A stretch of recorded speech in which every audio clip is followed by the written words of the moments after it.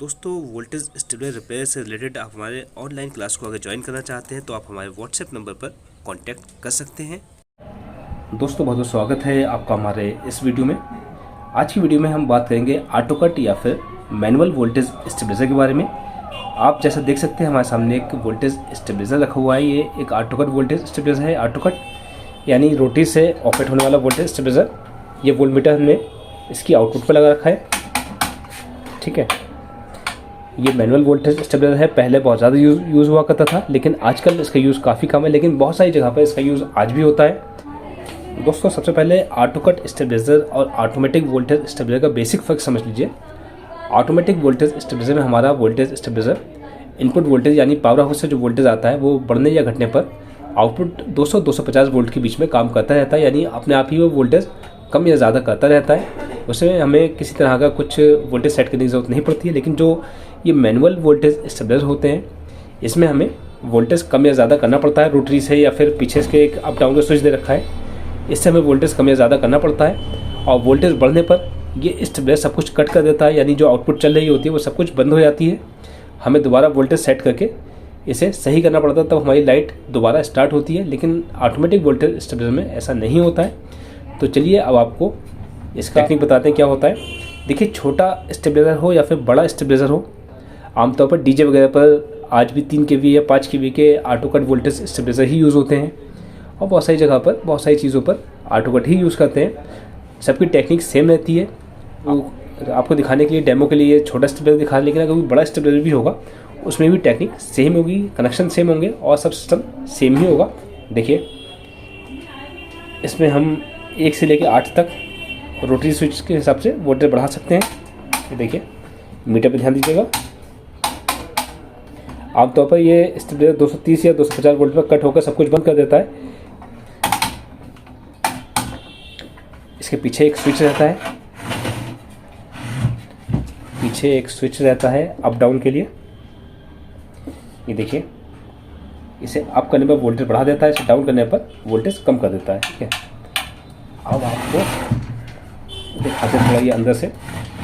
देखिए, अंदर से कुछ ऐसा दिखाई पड़ता है। इसमें देखिए जो उसके सबसे खास पार्ट्स रहते हैं वो मेन ट्रांसफार्मर है। मेन ट्रांसफार्मर के बाद ये रोटरी। दोस्तों ऑटोमेटिक स्टेबलाइजर में जो काम हमारी रिले करती हैं, रिले वोल्टेज कम या ज़्यादा करती हैं अप डाउन करके, वही काम मैनुअल स्टेबलाइजर में रोटरी करती है। रोटरी से हम वोल्टेज कम या ज़्यादा करते हैं। तो इसके बाद फिर ये आता है 909। ये पुराने मॉडल के स्टेबलाइजर में यूज़ होता है सर्किट को ऑपरेट करने के लिए। इसके थ्रू सर्किट में करंट आता है और सर्किट के थ्रू रिले में करंट आता है। इससे रिले हमारी कट करती है, ऑन ऑफ होती रहती है। और ये हमारा देखिए 110 वोल्ट से बना हुआ स्टेबलाइजर है, इसलिए इसमें ट्रिगर ट्रांसफार्मर दे रखा है। अगर 140 वोल्ट से हम ये स्टेबलाइजर बनाते हैं, ये स्टेबलाइजर हमारा 140 वोल्ट से होता, तो इसमें मेन ट्रांसफार्मर से ही सप्लाई निकली होती है सर्किट को ऑपरेट करने के लिए।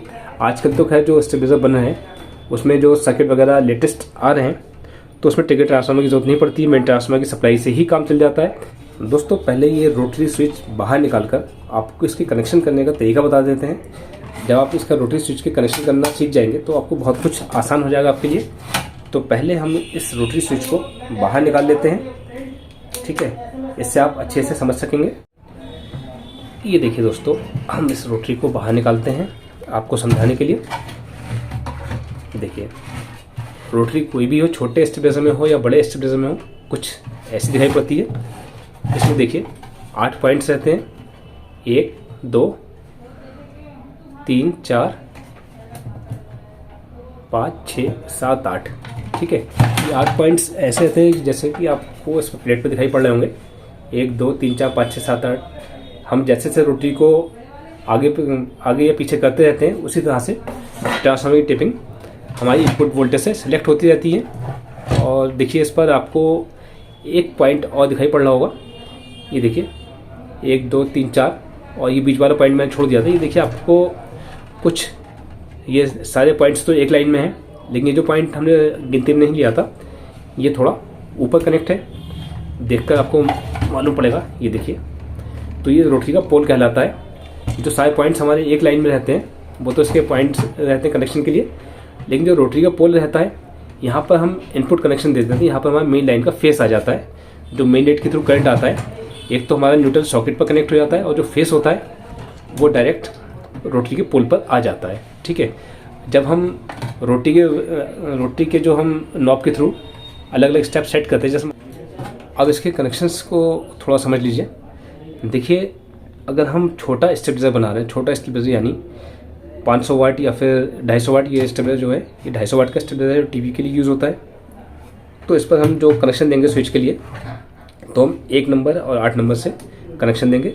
लेकिन अगर यही हम 1 kVA से बड़ा स्टेबलाइजर बनाते हैं तो जो हमने कनेक्शन स्विच के लिए निकाला है 8वें नंबर से, ये हम 8वें नंबर से ना निकाल कर ट्रांसफार्मर के 4थे या 5वें नंबर से कनेक्शन निकालेंगे। उसकी वजह ये रहती है कि अगर हम 8वें नंबर से निकालेंगे तो ट्रांसफार्मर पूरा लोड पड़ता है, और बड़ा ट्रांसफार्मर जब हम यूज़ करते हैं तो ट्रांसफार्मर हमिंग करने की शिकायत आती है और ट्रांसफार्मर गर्म पड़ता है। तो इसलिए हम 8 नंबर से ना निकाल कर 5वें या 4थे नंबर से इसका कनेक्शन निकालेंगे।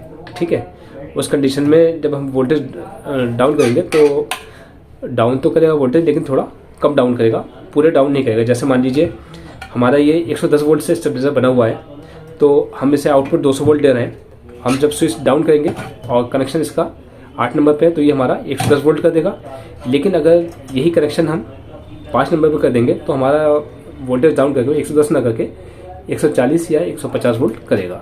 ठीक है दोस्तों, आमतौर पर जो ऑटोमेटिक वोल्टेज स्टेबलाइजर होता है उसमें न्यूट्रल के बाद वाला जो कनेक्शन होता है, जैसे ये कनेक्शन हो गया न्यूट्रल के बाद वाला, यानी ट्रांसफार्मर बिल्कुल अंदर से जो लूप निकलती है वो पहली लूप मानी जाती है।